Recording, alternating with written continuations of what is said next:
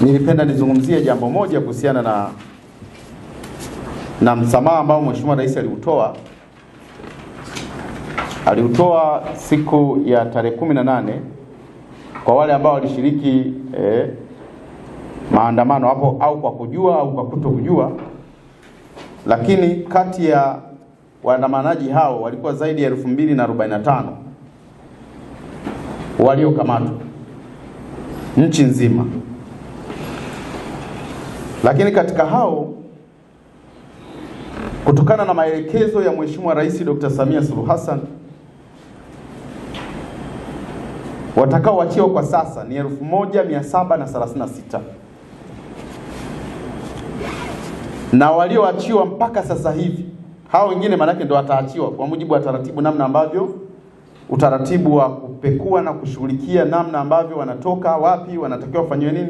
Hao wako karibu 1736. Lakini walioachiwa mpaka jana ni 607. Na zoezi la kuachia linaendelea baada ya upekuzi wa kina na kujiridhisha ili waweze kutoka nje. Kwa hiyo kwa namna moja au nyingine watu zaidi ya 607 wameachiwa mpaka jana tarehe 25. Na zoezi linaendelea. Lakini katika hao 2045 watu 309 kazi ya ufuatiliaji inaendelea.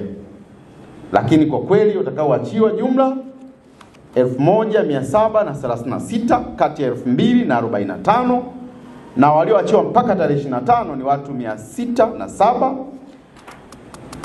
Lakini niwataje kwa mfano: mkoa wa Manyara mtu mmoja kaachiwa, Mwanza watu 164, Arusha watu 24, Geita watu 74, Dar es Salaam watu 263, Rukwa watu 10, Mbeya watu 69 na Shinyanga watu 2.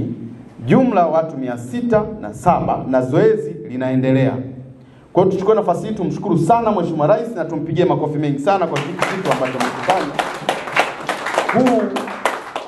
Huu ni upendo tu, kwa sababu yeye kama mzazi, kama mlezi ameamua kuchukua hatua kama hizo. Asanteni sana kwa kunisikiliza. Mungu awabariki sana. Tukutane site, tukutane kazini. Asanteni sana.